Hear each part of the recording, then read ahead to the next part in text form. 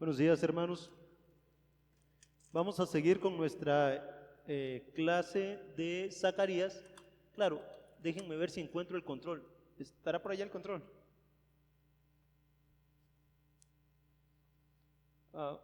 El libro de Zacarías, y en el capítulo 9, ya aquí está, debajo de unos, ya, gracias. Excelente. Hoy vamos a hablar acerca de la venida de Cristo. No sé qué pasa con ese PowerPoint. Mi computadora se ve bien. Aquí se ve como movido. Bueno, sí. Pero bueno, tendremos que ajustarlo así como está.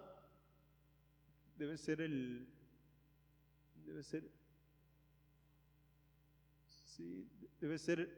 año del Office. Pero bueno, vamos a tratar de leerlo y de estudiarlo a partir de ahí. Hermanos, estamos leyendo Zacarías capítulo 9 y estamos hablando de la invasión de Alejandro Magno hacia todo Medio Oriente, ¿verdad? ¿Alguien tiene alguna pregunta acerca de eso? ¿Se fue con alguna inquietud acerca? La semana pasada solo vimos geografía básicamente, ¿verdad? ¿Pero alguien tiene alguna duda de la invasión de Alejandro Magno hacia el Medio Oriente? ¿Nadie? Este es el momento. Yo tengo entonces para ustedes, estudiosos de las Escrituras, una pregunta. ¿Por qué? ¿Cuál es el objeto? ¿Cuál es el fin? Por eso Dios permitió que Israel fuese añadido al imperio otomano o de Alejandro el Grande, el imperio griego. ¿Cuál fue el objetivo de Dios? ¿Qué Dios estaba buscando? Que fuera más, pero estamos hablando de Israel.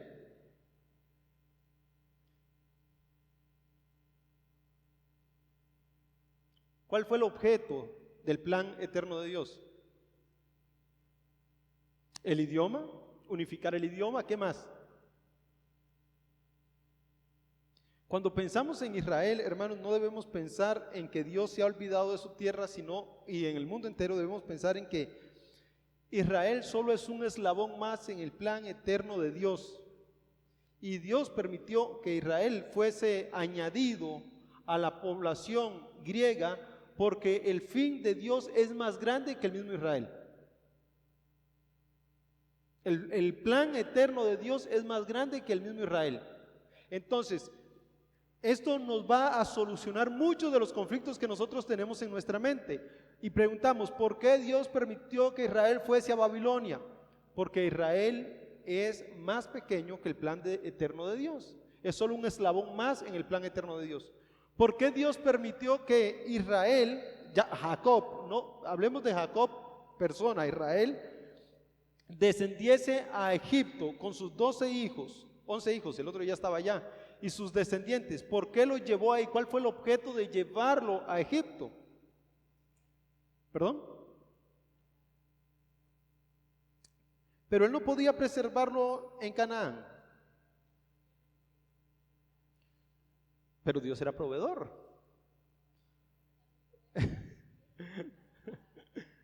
¿Cuál es el objeto de Dios de llevarlo a Egipto?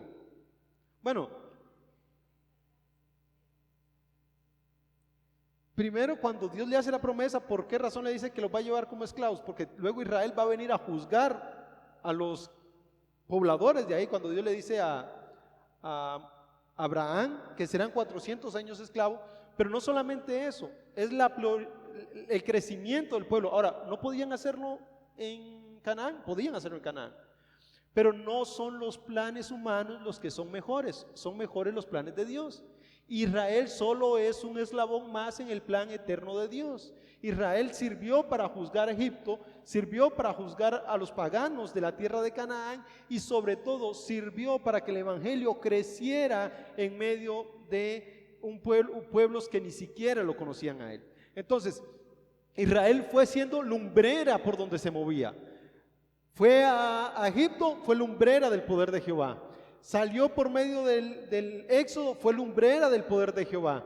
Fue a Babilonia, esclavo, y allá tenemos hermanos que estaban siendo lumbrera. Tenemos a Daniel, Sadrach, Mesach, Abednego, que estaban siendo lumbrera, porque donde Israel va, la bendición de Dios va, Dios está llevando a cabo su plan. Israel solo es un eslabón más en el plan eterno de Dios.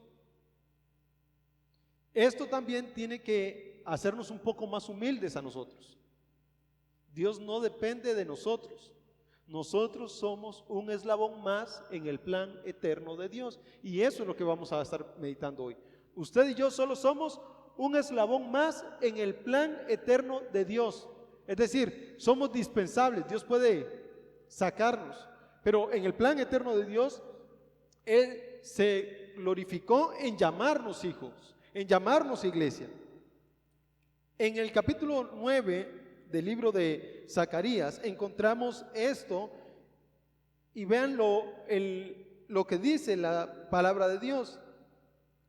Regocíjate en gran manera o en sobremanera, hija de Sión, da voces, dice la palabra de Dios, da voces de júbilo, hija de Jerusalén, tu rey viene a ti, justo y dotado de salvación, humilde, montado en un asno, en un pollino, hijo de asna. Destruiré el carro de Efraín, el caballo de Jerusalén y el arco de guerra será destruido, y hablará paz a las naciones, y su dominio será de mar a mar y desde el río hasta los confines de la tierra. En cuanto a ti, por la sangre de mi pacto contigo, he librado a tus cautivos de la cisterna en la que no hay agua. Vuelvan la fortaleza, oh cautivos de la esperanza. Hoy mismo anuncio que te restituiré el doble, porque artesaré a Judá como mi arco, y cargaré el arco con Efraín, y provocaré, oh hijos, a tus hijos, oh Sión, contra tus hijos, oh Grecia, y te haré como espada de guerrero. Entonces el Señor aparecerá sobre ellos, y su flecha saldrá como un rayo. El Señor Dios tocará la trompeta y caminará en los torbellinos del sur. El Señor de los ejércitos los defenderá. Ellos devorarán y pisotearán las piedras de la honda, beberán y alborotarán como embriagados de vino. Se llenarán como tazón de sacrificio, empapados como las esquinas del altar. Los salvará el Señor su Dios aquel día como rebaño de su pueblo, porque como piedras de una corona brillan sobre su tierra. Pues cuánto es su gracia y cuánta su hermosura. El trigo hará florecer los jóvenes y el vino nuevo a las vírgenes. Hermanos, esta promesa de restitución de Dios, de restauración de Dios, pasa por la promesa de tres aspectos importantes. En el capítulo 9, versículo 9, encontramos que el rey viene, el rey vendrá. Número 2, la unificación del templo, lo encontramos del pueblo de Israel, una sola nación, versículo 10, versículo 11 hasta el versículo 13, encontramos que Dios va a librarlos de los griegos. Y desde el 14 hasta el 17 vamos a encontrar que Dios los hará una nación grande, los engrandecerá, como Él les ha prometido desde el principio. Esas son las tres promesas que encontramos en este capítulo. Después de que Dios les ha dicho que va a venir Alejandro Magno, vea que todavía no ha venido Alejandro Magno. Ya se los dijo al principio del capítulo, ellos no saben quién es Alejandro Magno, nosotros lo sabemos por la historia porque estamos viendo hacia atrás, pero ellos no sabían quién era, pero sabían que iba a venir alguien que iba a conquistar todas las tierras y que a Israel no lo iba a tocar porque ellos habían vuelto sus ojos hacia Jehová. Esto lo dice el versículo 1, porque hacia el Señor están puestos los ojos de los hombres y de todas las tribus de Israel. Ellos habían vuelto los ojos hacia Israel, hacia Jehová Dios, entonces Israel iba a ser preservado. Una vez que entendemos que Dios iba a preservar a ellos, Dios también les está diciendo que iban a ser conquistados. Aunque no se los está diciendo literalmente, les está diciendo, ustedes van a pertenecer a Grecia, van a estar bajo el yugo de Grecia, aunque no como esclavos. Esto lo encontramos en el versículo 13, la confirmación. Pero en medio de todo este desorden de Grecia y de los imperios que van a venir sobre Israel, Dios va a preservarlos. Esa es la promesa de Dios. Vamos a caminar un poco hacia el futuro. Dejemos ahí esa promesa de Dios y caminemos hacia el futuro. De ahí hasta la venida del Señor Jesucristo. Pensemos,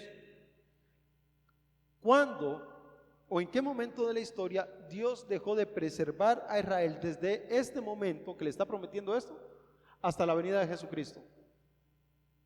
¿En algún momento se les ocurre? De preservar, de cuidar.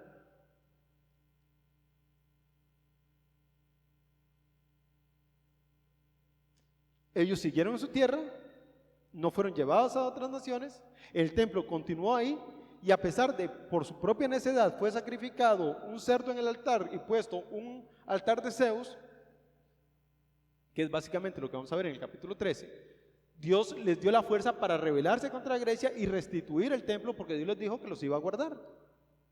Entonces, en un aspecto teológico tenemos a Dios guardando a Israel hasta la venida de Jesucristo.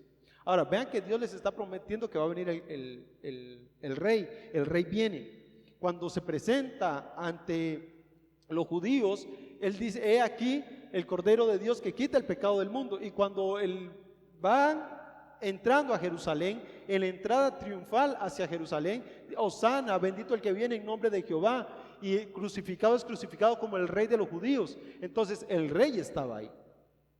El rey estaba ahí. Y el evangelio era, o el mensaje era, arrepiéntanse porque el reino de los cielos se ha acercado. El rey estaba ahí. Y es lo que el versículo 9 dice, regocíjate en sobremanera, hija de Sión, da voces de júbilo de Jerusalén, tu rey viene a ti. Encontramos que el Israel va a recibir esta libertad, Dios promete restauración y la victoria sobre los incrédulos. Y ahora vamos a ver que Israel va a recibir libertad. Vamos a ver Isaías 9, 5 al 7 y Miqueas es todo el capítulo 5, pero por lo menos podemos leer Isaías 9, 5 al 7. Esta es la razón por la cual Israel va a poder sentir gozo, porque va a encontrar a su rey.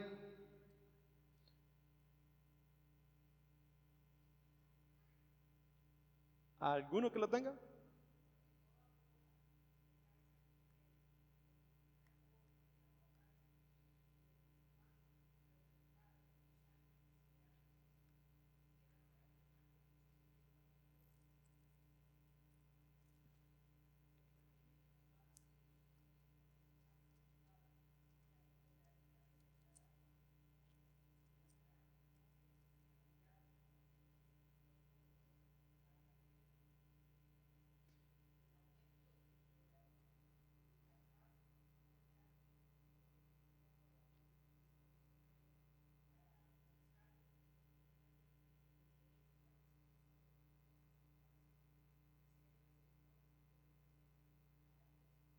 Entonces la primera promesa es que el rey viene. Isaías lo había dicho, Miqueas lo ha dicho, Daniel lo ha profetizado en alguna manera con los reinos y los imperios, y ahora Zacarías está diciendo lo mismo, el rey viene. Tienen que sentirse gozosos, alégrense porque viene su Salvador, su rey viene. Pregunta tramposa. ¿Por qué se iban a alegrar si no habían visto a Jesús o a su rey? ¿Cuántos años faltaban? Por lo menos faltaban 460 a 500 años antes de que Cristo viniese. ¿Pero por qué tenían que alegrarse? Y el mandamiento es alégrense, den voces de júbilo, porque el rey viene.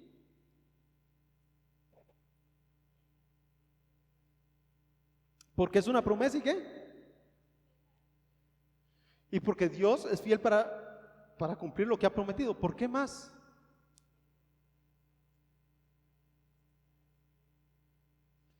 Por lo mismo, una misma esperanza, ¿verdad? Hacia el futuro. ¿Qué más? Deseosos de libertad. Ahora, sometámonos un poquito al contexto cultural, al contexto histórico. Estaban reconstruyendo el templo, están a punto, recuerden que hasta este momento no han terminado, les faltarán unos días, un año para terminar la construcción del templo y restituir el sacrificio. Recuerden que no ha terminado la construcción termina como un año después de estos capítulos, del capítulo 14, se termina un año después, y 60 años después tenemos a Malaquías, que profetiza lo último contra el templo de Jerusalén. Es decir, todavía no tienen el gozo de terminar el templo. Ya se les ha prometido que el sacerdocio iba a ser levantado, que iba a levantarse el poder de Israel, que no iban a ser destruidos por más naciones, por lo menos hasta que viniera el Cordero. Ellos no tenían todavía la esperanza de un rey, no tenían un rey todavía. Zorobabel era el emperador todavía, pero todavía no estaba centrada la monarquía, no volvió la monarquía más a Israel.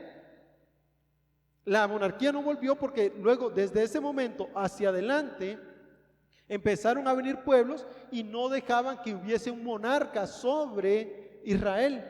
Ellos no tenían un gobernante. Cuando Jesucristo viene, había sacerdotes, ¿verdad?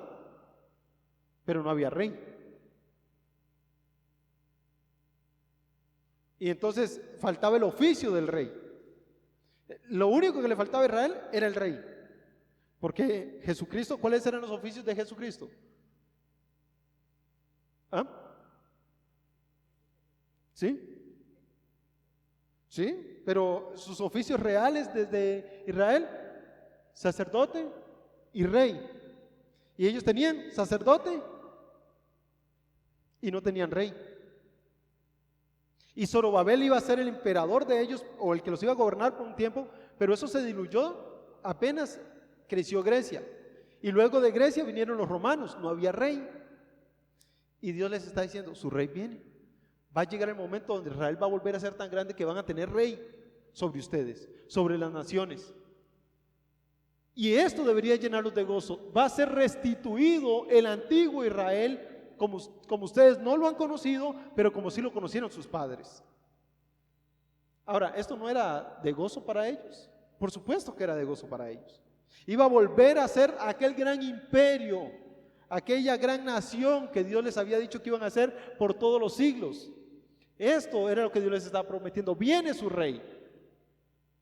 Por eso, hermanos, cuando Jesucristo viene a la tierra, ellos están pensando en, si ese es el rey de los judíos, tenemos que coronarlo.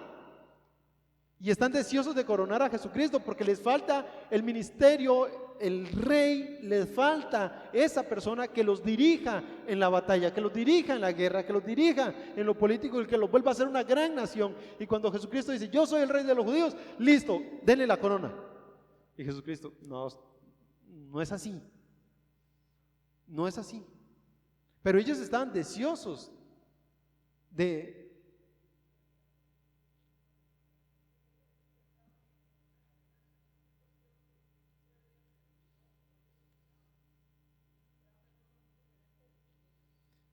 ellos esperaban un emperador, un rey, literal. Y Jesucristo venía como el cordero. Ahora, hay algunas características de este rey que tenemos que ver. Y es que las razones de gozo es que Dios viene a proteger a su pueblo, a liberarlos de los opresores. Ya estuvieron bajo Egipto, Asiria, Babilonia y Grecia. Y va a enviar a su rey a la hija de Sión. Ahora, esto es las características del rey, nos dice Zacarías, que son 4 características. Número 1, que es justo, que es dotado de salvación, humilde, montado en un asno, en un pollino, hijo de asna. Y vamos a ver cada uno de ellos para ver qué es lo que Dios nos está diciendo. Bueno, primero, el rey es justo. El rey vendrá lleno de justicia, manteniendo esta virtud como la base de su reino. Es decir, un rey que viene a impartir justicia. Un rey que viene a otorgar justicia. Y no solamente a eso, viene a imputar justicia. Vean que son 3 cosas diferentes. Él tiene justicia, él viene a hacer justicia, pero él viene a imputar justicia. ¿Cuál es la diferencia de esos 3 verbos? Vamos. Esto es una escuela, recuerden, estamos en escuela única. Primero, él es justo. ¿Qué significa que él es justo?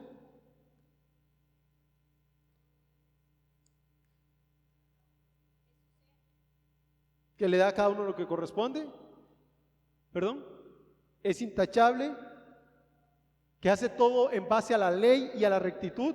¿A cuál ley? A su propia ley, porque Él es Jehová Dios, el Dios de la ley. ¿Qué significa que viene a impartir justicia? Viene a darle a cada quien lo que se merece. ¿Y qué significa entonces que viene a imputar justicia?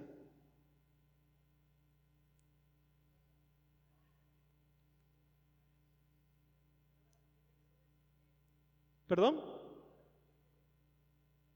Nos da el carácter de justos, eso es. No solamente es justo en su ser, viene a hacer justicia a las naciones, sino que viene a imputar justicia.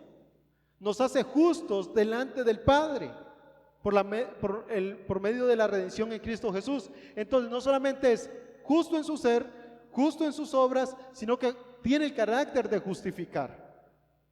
Tiene el poder para justificar.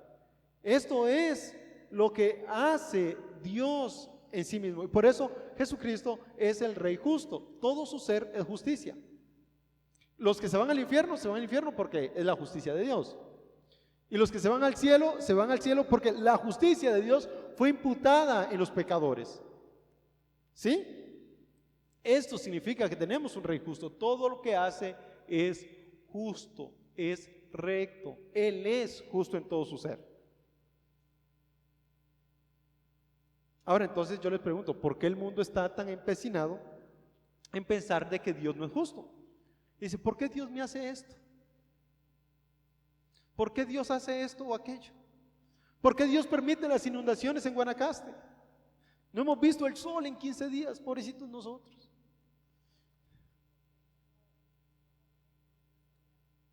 ¿Porque no confían en un Dios soberano? Porque piensan en la justicia desde su perspectiva y no de la de Dios. ¿Se acuerdan lo que les dije en la introducción? ¿Nosotros qué somos? Un eslabón más en el plan perfecto de Dios. Y para que ese plan perfecto de Dios se cumpla, todo lo que nos sucede tiene que suceder, nos guste o no. Así que nosotros podemos estar felices o no con este Rey justo, pero lo que sucede es justicia de Dios. Es justo. Nada de lo que sucede se escapa de su justicia. ¿Qué dice Isaías 11, 1 al 4? Y ahí que me lea Jeremías 23, 5 al 8 y 33, 15 al 18, puede ser, es consecutivo.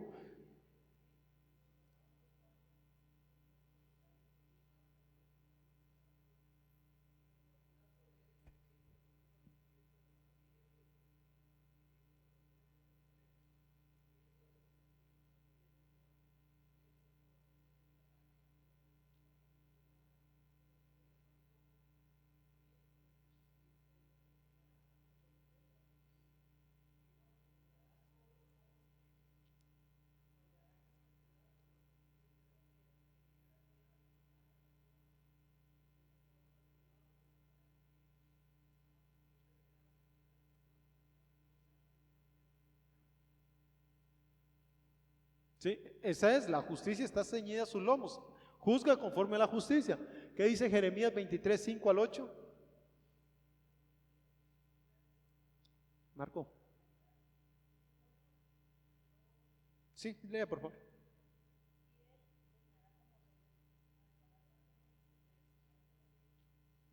Ayúdenme. Ajá, entonces la justicia, ¿qué? Bueno, perdón hermano, es que está resolviendo algo. Sí, léalo otra vez, perdón.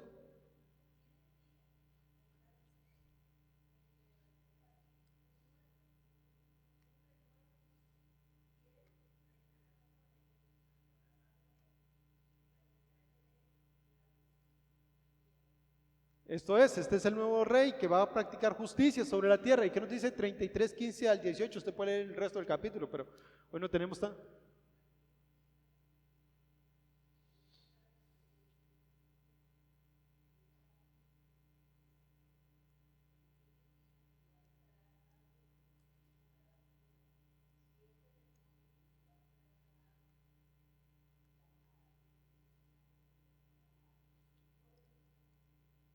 El Señor es nuestra justicia.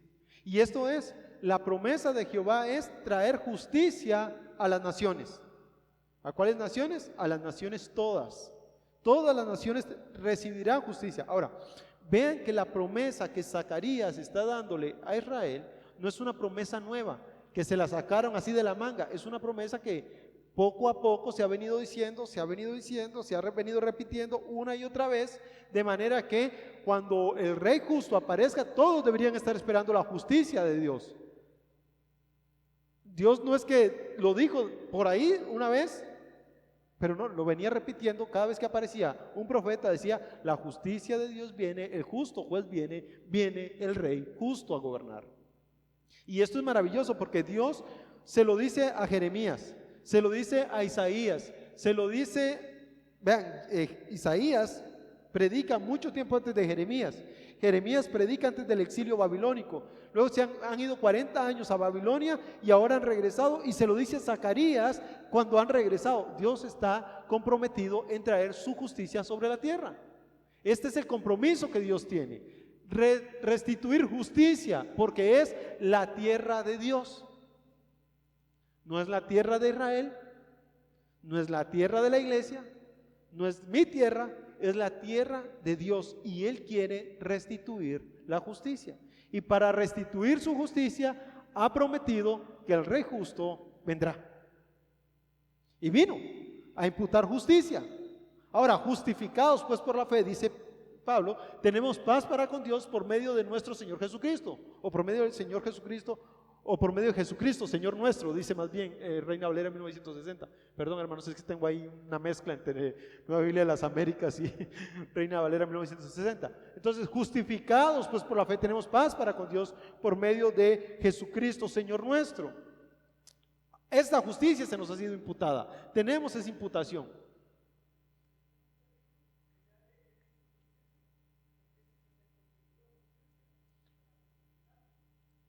La justicia de Dios fue derramada sobre él.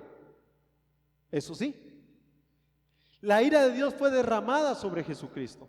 Y por eso los que somos salvos somos salvados por justicia divina. Porque la ira de Dios fue derramada. Y los que son condenados por juicio divino.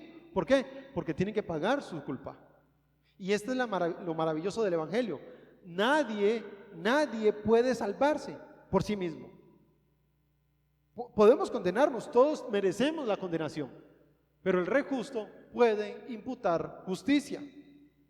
Bueno, esto es solo hablando acerca del término justicia. Aquí podríamos hacer una conferencia acerca de lo que significa justicia, hermanos. Esto es un término teológico muy profundo, pero esto solo es una escuela, y vamos a pasar hacia el siguiente. La siguiente característica: el Rey dotado de salvación. Al Mesías se le confía la salvación. Esto quiere decir que ha experimentado la victoria o que trae la liberación a otros. ¿Alguien tiene Reina Valera ahí a la mano? ¿Quién tiene Reina Valera 1960? Que me lea este texto. Estamos hablando de Zacarías capítulo 9, versículo 9, donde dice: tu Rey viene a ti, justo y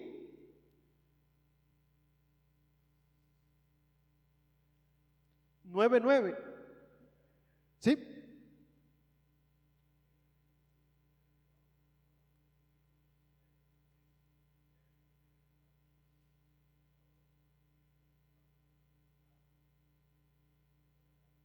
Salvador, dice Reina Valera, ¿verdad? Reina Valera lo traduce como Salvador porque la idea es el que tiene capacidad para salvar. Nueva Biblia de las Américas lo traduce como dotado de salvación porque la idea es que tiene la capacidad de imputar salvación, que básicamente es lo mismo. Decir que Jesucristo es el Salvador o es el capacitado para dar salvación. Independientemente de cuál usted lea, Reina Valera o Nueva Biblia de las Américas, la idea viene siendo esa: el que está capacitado para salvar a su pueblo. Entonces, no solamente tiene una liberación de sí mismo, sino de liberar a otros. Esto podemos leer un poco en Deuteronomio 33:29. Sí, lean.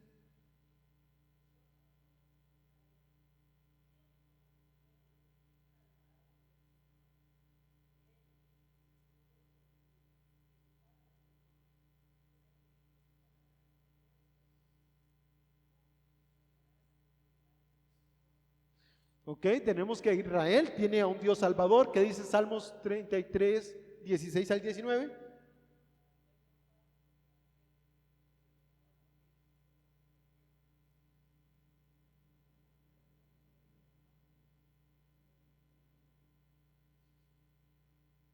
Hasta el 19.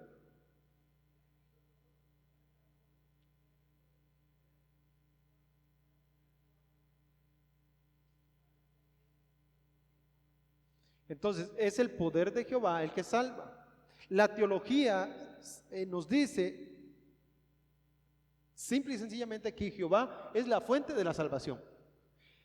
Desde Adán y Eva hasta nuestros tiempos, Jehová es el Salvador.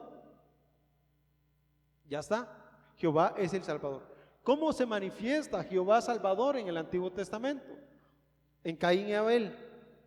¿Cómo se muestra Jehová Salvador ahí? En el plan eterno, porque Caín mata a Abel, ¿verdad? Pero Dios restituye otro hijo a Adán y a Eva, diciéndoles, yo voy a preservar la simiente de la mujer. Y vemos el constante sacrificio. Luego la gente se le olvida que tiene que adorar a Jehová, y empieza una generación que se le olvida que tienen que adorar a Jehová. Y cuando vemos en el capítulo 5 de Génesis,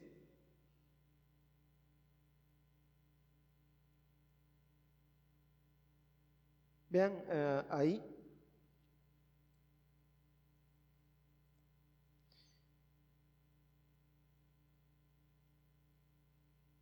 en el capítulo de Génesis vemos las generaciones en cómo Dios está guardando a Israel, a su promesa, perdón, está guardando lo que Él ha prometido, y encontramos a Enoc yéndose con Dios porque Dios está preservando una nación para sí mismo, un pueblo para sí mismo. Pero también dice, a Enoc anduvo con Dios, nos dice el versículo 21. También nos dice en el capítulo 6 que la maldad del hombre crece en gran manera. Esto significa entonces que la maldad del ser humano está engrandeciéndose. En el capítulo 6 al final encontramos a Dios diciéndole a Noé que entre en el arca. En el capítulo 7 a Noé en el arca. Capítulo 8, Dios restaurando a a Noé, para sacarlo del arca. Capítulo 11, Sodoma y Gomorra, la torre de Babel. Dios está destruyendo los pensamientos del ser humano y distribuyéndolo por todas las naciones. Esto hace. Capítulo 12, Dios llama a Abraham para hacer un pacto con todas las naciones. Dios es el Salvador. Y nosotros podríamos empezar a hablar a ellos. ¿Qué carga a ellos? No, es el plan eterno de Dios. Y Enoc solo fue Enoc, Noé. Todos ellos solo fueron un eslabón más en el plan eterno de Dios de salvación. La salvación le pertenece a Jehová, nos dice Jonás 2:9. Entonces, cuando hablamos de que viene el Rey Salvador, es que viene el Jehová Salvador a la tierra, el que se ha demostrado Salvador desde el Génesis y ahora se va a presentar. Nosotros lo vemos hacia atrás, hermanos, pero ellos lo están viendo hacia adelante. Ellos dicen, eventualmente vendrá. Tenemos que estar seguros, Él viene, y esa es nuestra alegría, que la salvación viene y viene de Jehová. Maravilloso, ¿verdad? El Mesías está provisto de asistencia necesaria para salvar. Bueno, la otra característica, hermanos, que nos dice Zacarías capítulo 9 es humilde. Humilde, montado en un asno. La palabra humilde, en que se traduce del hebreo, está bien traducida como humilde. Lo que pasa es que en el hebreo la palabra humilde no tiene las implicaciones que tiene para nosotros la palabra humilde. Para nosotros, ¿qué significa algo humilde en el español latino? Podríamos decir que alguien humilde puede ser alguien que no es arrogante, un antónimo de alguien arrogante o de alguien orgulloso. Pero en el hebreo, el término humilde, que se traduce en Reina Valera 1960 también, ¿verdad? Decía humilde, ¿verdad?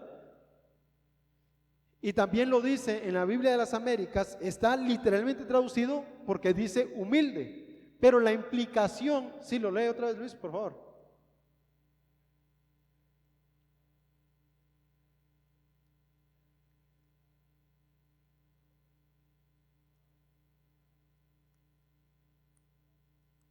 Exacto, humilde. La implicación del término humilde en el hebreo es alguien humillado.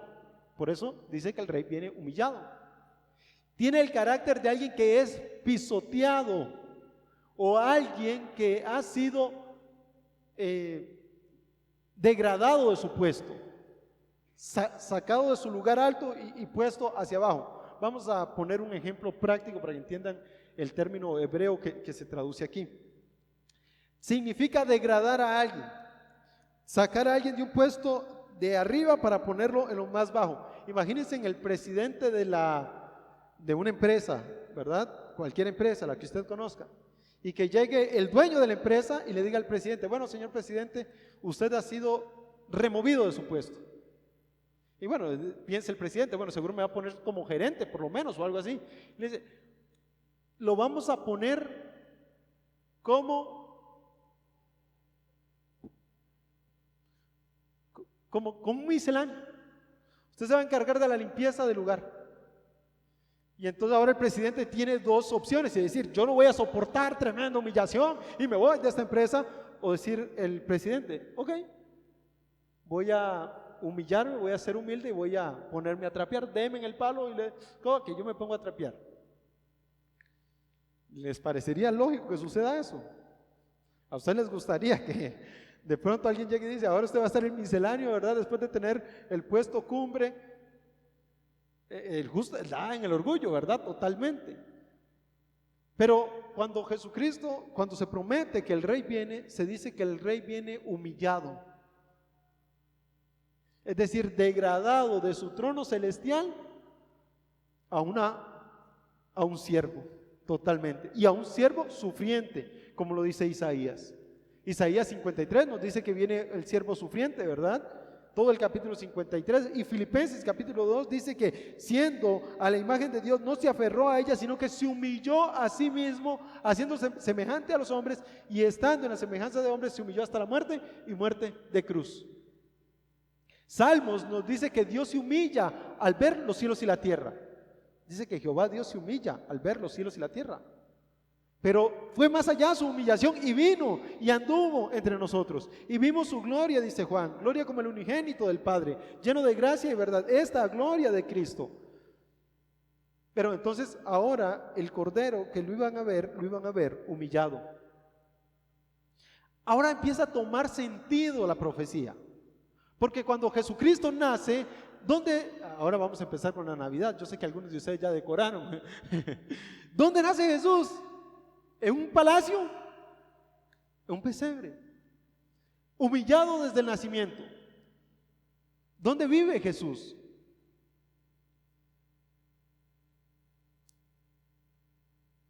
Ajá, sí, Isaías 53.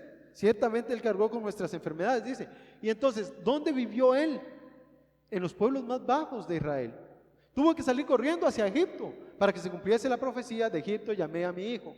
Porque empezó una matanza de niños. Jesucristo en todo su ser estaba humillado. En todo su andar anduvo humillado. Y esto nos explica, hermanos, por qué razón los fariseos no creían que Jesucristo era el rey de los judíos. Hay dos razones por las que ellos no piensan que Jesucristo es el rey de los judíos. La razón número uno es que ya les había ido muy mal por seguir a otros que se decían ser Jesucristo. En el tiempo de los macabeos, el sacerdocio se había revuelto porque querían ahí los puestos y habían sido esclavos por desobedecer la ley de Jehová. Y ahora aparece un hombre humilde diciendo: yo soy el rey de los judíos, a otro con ese cuento que ya nos ha ido suficientemente mal como para seguirte. Y luego ellos estaban esperando al rey que cabalgase hacia la guerra, que los llevase a la victoria. ¿Y cómo llega? Humilde. Pero la profecía decía que iba a llegar humilde. Se les había olvidado la parte de que venía humillado. Se les había olvidado que la Biblia dice que venía humillado. Y justamente Juan nos relata que a los suyos vino y los suyos no lo recibieron, mas a todos los que le recibieron les dio la potestad de ser hechos hijos de Dios, ser llamados hijos de Dios. Israel no estaba preparado para esperar al rey humillado, pero la profecía decía que el rey venía humillado. Tremendo, ¿verdad? Esa profecía. Pero hay una última característica, hermanos, que es que el rey viene montado en un asno. Ahora, pregunta del millón: ¿por qué un asno? ¿Por qué un asno? Y aquí es donde existen al menos 3 teorías. A ver quién me atina a una de esas 3 teorías. ¿Por qué un asno?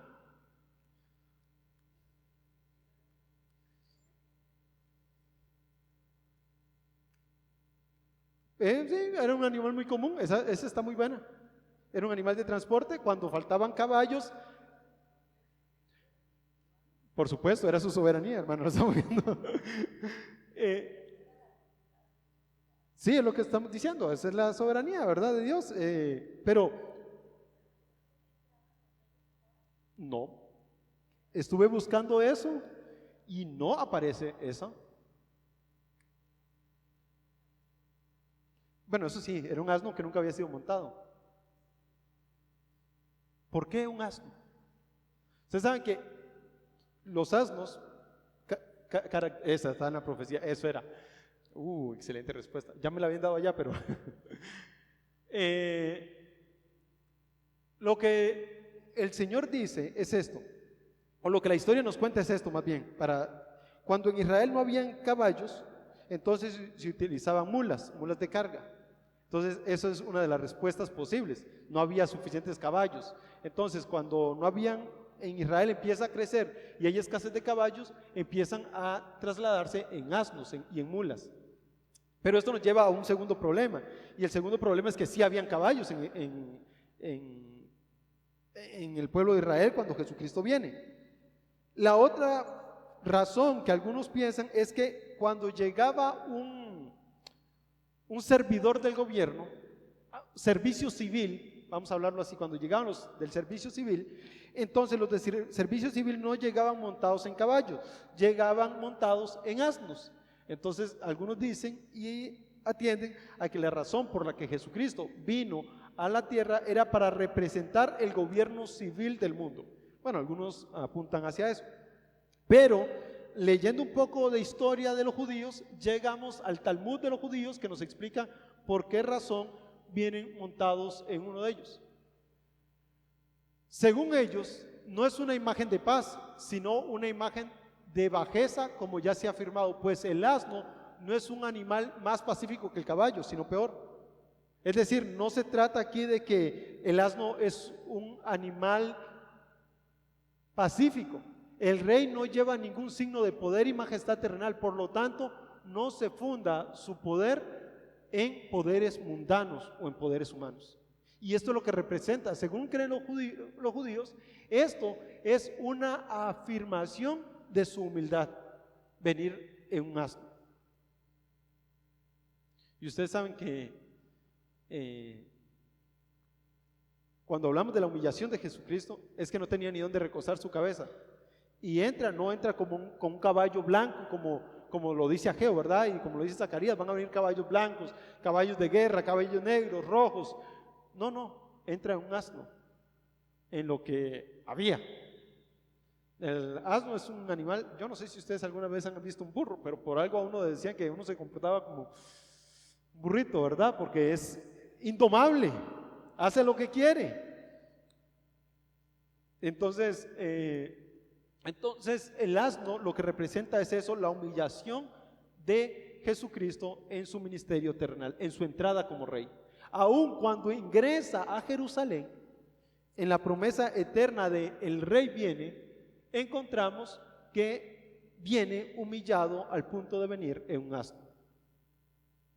Un animal barato, más fácil, más accesible, que no representa poder ni guerra y que tampoco representa su autoridad sobre las naciones, representa su humillación. Y eso es lo que creen los hebreos, los judíos. Ahora, ¿por qué yo tomo esta postura más válida, hermanos? Porque esta es la razón. Esta es la razón por la que yo creo esto. Usted puede creer las otras, pero esta es la razón por la que yo creo esta más. Porque Israel sabe cómo funcionaba Israel en el tiempo de Jesús.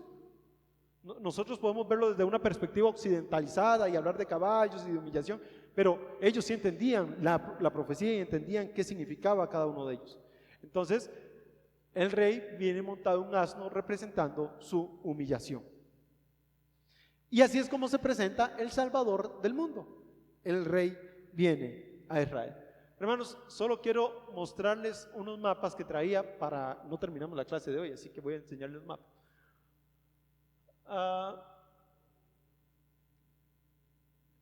Esto es Israel en los tiempos de Zacarías, ¿verdad? Lo vimos la semana pasada. Aquí está Gaza, aquí está Israel, los montes del Golad están aquí, aquí tenemos el mar y aquí tenemos, ahora vamos a verlo desde aquí. Aquí tenemos el mar Muerto, tenemos a Jericó, esto es el reino dividido, ¿verdad? Que tenemos aquí a Judá y aquí las otras 10 tribus y media, que es Israel, y Dios va a prometerles en lo que resta del capítulo que los va a unificar como nación y que va a ser a Israel rey desde el río, desde el mar Muerto hasta el mar. Entonces, cuando dice Dios que va a ser a Israel una gran nación del mar hasta el mar, significa que ver desde el mar Muerto hasta el mar Mediterráneo. Vean que hasta el día de hoy esto no se ha cumplido, porque tenemos aquí a los filisteos o la franja de Gaza todavía que nos está estorbando para que se cumpla esta profecía. Bueno, no nos está estorbando, es un eslabón más del plan eterno de Jehová. Aquí tenemos el río Jordán, ¿verdad? Que cruza y desemboca aquí en el mar Muerto, y los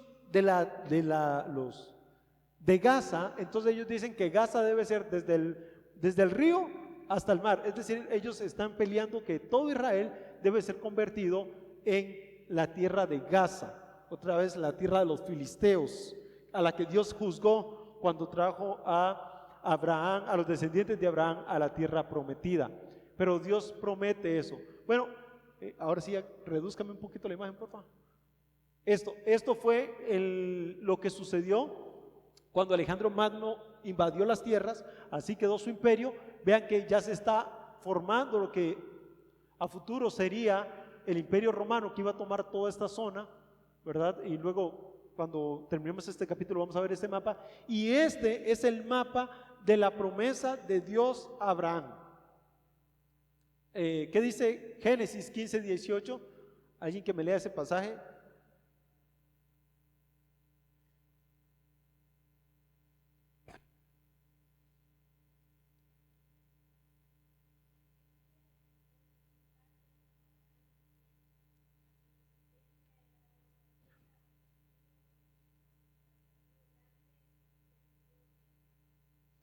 Ve dónde se encuentra el río Éufrates aquí.